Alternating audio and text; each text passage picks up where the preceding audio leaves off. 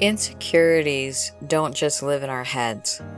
They shape how we see ourselves, how we show up, and how we live our lives. Hi, I'm Scarlett Classic, and welcome to Classic Advice, a mental health podcast offering guidance for resilient souls, anchoring calm amid the chaos. Today I'd like to talk about insecurities in our mental health, because they can have a quite profound impact on how we view ourselves and how we see ourselves, how we love ourselves, and more importantly, I'd like to talk about what we can actually do about them. Each and every one of us, I think it's safe to say that we have a few things that we are insecure about when it comes to ourselves. And it can set off this constant mental loop that we degrade ourselves, or we talk badly about ourselves because of this thing that we're insecure about. We overanalyze ourselves because of it. We compare ourselves to others. And it ends up with this feeling that we're not good enough, or we're not enough just the way that we are. I remember when I was little, I had a unibrow, and I distinctively remember to this day a moment that I was playing at the park that was just like a short distance from my house. Like I could walk there in less than a minute. I loved going there every day, and that one particular day, there was some older kids playing there. I was about 10 or 12 at the time. I can't remember exactly, but that was roughly the age. And these older girls that I considered to be pretty were nonstop making fun of my unibrow and how I wasn't pretty and how ugly it was and how ashamed I should be because of it. And that really did have an impact on how I saw myself. And eventually I got a little bit older, and I asked my mom if I could pluck my eyebrows, and she didn't have a problem with it. She does hers too. And the very first time I went to a salon and I got someone to do it for me, the lady in the salon was telling me over and over and over again how beautiful my eyebrows were, and how she wished she had eyebrows that arched like mine and were dark like mine. And that was the first time that I had someone outside of my family compliment me on how pretty my eyebrows are. And I know that might seem like something that's small and insignificant, but to me it felt like something pretty big at the time. I also went through a period that I lost quite a bit of my hair after I had my kids, and then I was insecure about how the thickness of my hair and how it looked. And then after I had surgery, I gained a lot of weight. Like, our bodies change over time, and there's so many things. I go on and on about things that I'm insecure about. And each one of us has things that we are insecure about. And if we really focus on them, and that can lead to this spiral down of negative thought and negative thinking and self-criticism, because the insecurities don't just affect how we think, they affect how we live. You know, I changed how I started plucking my eyebrows. I started wearing wigs at one point. I changed the way that I eat, which is like a health thing too. I mean, I want to be healthy. I don't want to be overweight. So our insecurities really can lead into this rumination trap where we keep replaying conversations. Those girls that were making fun of me, we replay those conversations in our head, and we fixate on our on our flaws or what we think are flaws. Now I love my eyebrows. I wouldn't change them for the world. And I get them from my grandpa that I never met.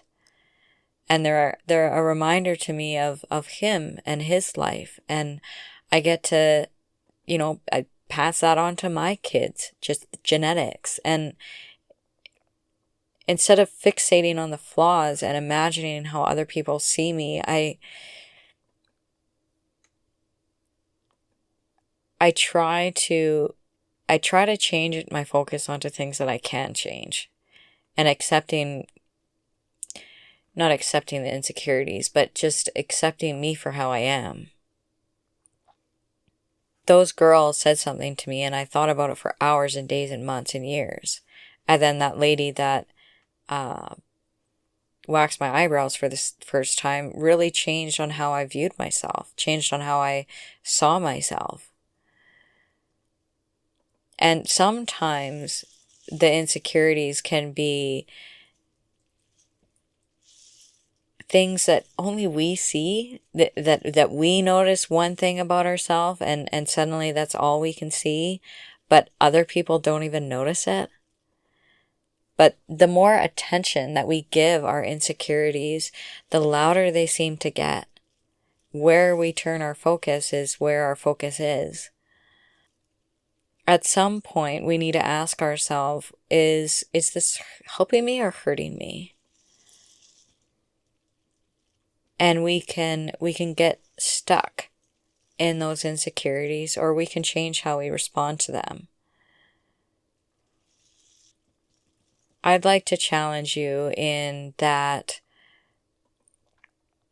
sometimes our insecurities are things that we can do something about, and sometimes there's nothing that we can do to change them. I can't change my hair. I can't change how thick it is. I can't change its density. But I can learn to accept and love myself the way that I am. Find a style that works with my hair density. That I can do.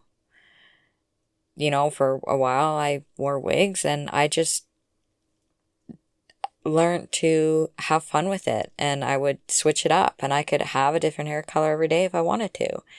I made it fun instead of dwelling on the thing that I lost. I started to shift my mindset and change my focus so that I made it something fun, and just started to accept how I am and learn to love myself for how I am. And this confidence comes through practice of just being aware of our own thoughts and stopping the negative thoughts when they do come in, and analyzing, is this factor? Is my brain lying to me? Can I actually do something about this insecurity? Like for my weight loss journey, yes, I can do something about it. I can work in a workout routine into my schedule. That's something I can work at, and I can take action against. Things that we can't change, like physical traits, hair density, how my eyebrows are, etc. Our past, things that have affected us, or maybe traumas that have happened in our past that we wish we could forget and that we're insecure about, that we wish never happened, or certain circumstances that we were born into. We can fight the reality of things, or we can learn to accept them. It can get very exhausting trying to fix things that we can't change. We don't tend to heal by fighting ourselves, but peace comes from acceptance and self-love. When I had my surgery 8 years ago, my body changed, and I had to learn to accept that part of myself. And even to this day, it's sometimes I look in the mirror and it's like, who are you? But I've, over time, learned to accept that as we get older, we change, and surgery is going to change you. Having kids is going to change you, and I wouldn't change that for the world. If I had to choose between, my thick hair and my kids, I'd choose my kids every single time.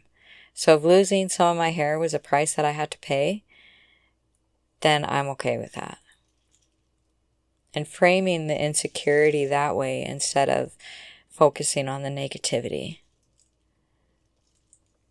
We all have quirks. We all have things that we wish could be different, that we could make different.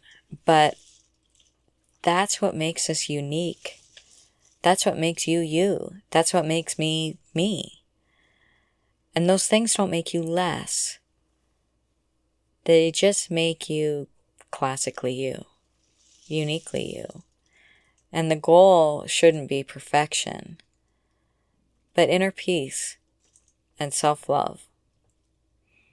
So today I would encourage you to work on what you can and accept what you can't and love yourself through all of it. You're not behind. You're not broken. And you were never meant to hate yourself into becoming someone worthy. Thank you for tuning in to Classic Advice, guidance for resilient souls. May you stay anchored in what steadies you, rise resilient through what challenges you, and carry calm into whatever comes next. Take care. Love ya. Bye.